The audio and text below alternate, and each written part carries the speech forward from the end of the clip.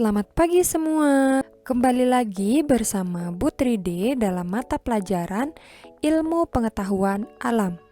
Bagaimana kabar kalian? Semoga selalu dalam keadaan sehat ya dan selalu semangat untuk belajar di rumah.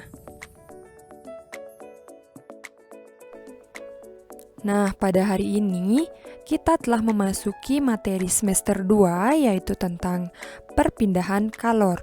Nah, materi perpindahan kalor ini merupakan materi tema 6. Baiklah anak-anak, adapun pembahasan materi yang akan kita bahas pada video kali ini yaitu yang pertama, kita akan membahas tentang panas atau kalor. Kemudian yang kedua kita akan membahas tentang suhu. Yang ketiga kita akan membahas tentang pengaruh panas terhadap benda. Yang keempat kita membahas tentang perpindahan panas. Dan yang kelima kita akan membahas tentang konduktor dan isolator panas. Nah, tanpa berlama-lama, mari kita memasuki materi yang pertama yaitu tentang panas atau kalor. Nah, anak-anak, pasti kalian semua pernah berjalan di bawah teriknya sinar matahari kan? Kira-kira apa yang kalian rasakan saat berjalan di bawah teriknya sinar matahari tersebut? Tentunya tubuh kalian merasa panas bukan? Nah, panas yang kalian rasakan itu berasal dari matahari. Panas disebut juga kalor.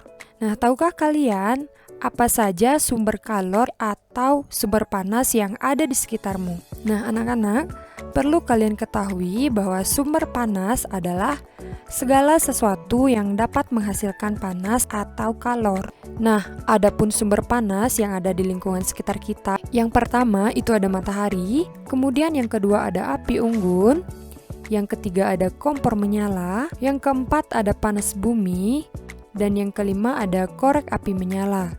Dan masih banyak sumber panas yang lainnya. Nah, kemudian yang selanjutnya kita akan membahas tentang manfaat panas. Nah, anak-anak, panas atau kalor memiliki banyak manfaat bagi manusia. Manusia tidak dapat bertahan hidup tanpa adanya panas. Nah, adapun manfaat panas yang pertama yaitu panas matahari mempertahankan suhu atmosfer sehingga kondisi bumi sesuai untuk kehidupan makhluk hidup.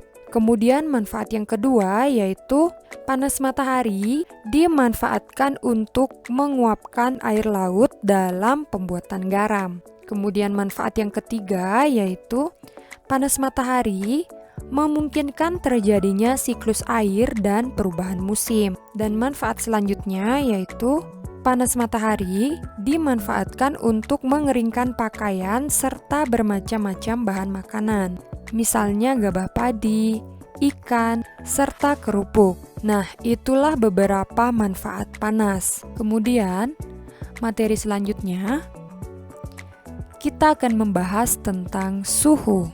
Nah, suhu merupakan ukuran derajat panas atau dinginnya benda. Nah, anak-anak, tinggi rendahnya suhu secara tepat diukur menggunakan termometer. Termometer yang paling banyak digunakan dalam kehidupan sehari-hari adalah termometer klinis atau termometer suhu badan dan termometer ruang. Suhu dapat dinyatakan dalam 3 satuan, yaitu yang pertama dalam satuan derajat Celcius, kemudian yang kedua dalam derajat Fahrenheit, dan yang ketiga dalam derajat Kelvin. Nah, satuan yang umum yang digunakan di Indonesia adalah derajat Celcius. Kemudian, materi selanjutnya kita akan membahas tentang pengaruh panas terhadap benda. Nah, anak-anak, panas atau kalor dapat mempengaruhi suatu benda. Suatu benda dapat mengalami perubahan jika diberi panas atau kehilangan panas. Nah, ada dua istilah yang ada di dalam pengaruh panas terhadap benda, yaitu yang pertama, ada yang disebut dengan pemuaian. Nah, pemuaian ini adalah bertambahnya ukuran atau volume suatu benda karena menerima panas. Kemudian yang kedua, ada yang disebut dengan penyusutan. Penyusutan adalah berkurangnya ukuran atau volume suatu benda karena melepas panas. Nah, berikut ini merupakan contoh dari peristiwa pemuaian atau penyusutan. Yang pertama, nah kalian bisa perhatikan, ini adalah gambar dari kabel listrik. Kabel listrik terbuat dari logam. Nah, ketika udara panas, maka kabel akan memuai sehingga menjadi lebih panjang. Dan ketika udara dingin, maka kabel akan menyusut sehingga menjadi lebih pendek. Nah, itulah sebabnya kabel listrik dipasang agak kendor sehingga pada malam hari atau ketika udara dingin, kabel listrik tidak putus karena menyusut. Nah, kalian bisa perhatikan di sepanjang jalan terdapat kabel listrik ketika pada siang hari dia mengendor dan ketika malam hari dia menyusut atau lebih pendek. Pada siang hari kabel tersebut memuai, sedangkan pada malam hari kabel tersebut menyusut. Kemudian contoh yang kedua yaitu pada rel kereta api. Nah, jika pada siang hari dan suhu meningkat, maka batang rel akan memuai sehingga terjadi pertambahan panjang. Dengan adanya celah, tidak terjadi tabrakan antara dua batang rel yang berdekatan yang dapat menyebabkan rel kereta menjadi bengkok. Sedangkan pada malam hari, yaitu suhu mulai berkurang, maka rel kereta api menjadi menyusut.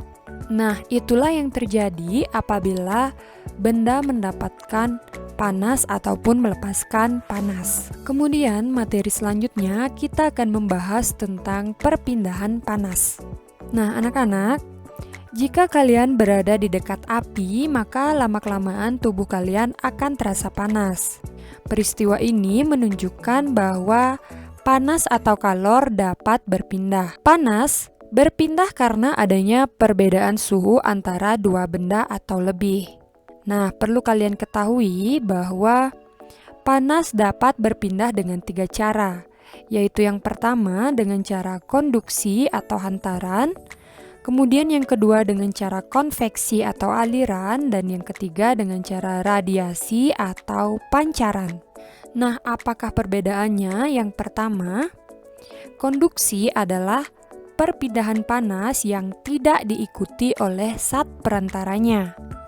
Kemudian yang kedua, konveksi adalah perpindahan panas yang diikuti oleh zat perantaranya. Sedangkan radiasi adalah perpindahan panas tanpa adanya zat perantara. Nah, untuk lebih jelasnya, mari kita simak penjelasan berikut ini.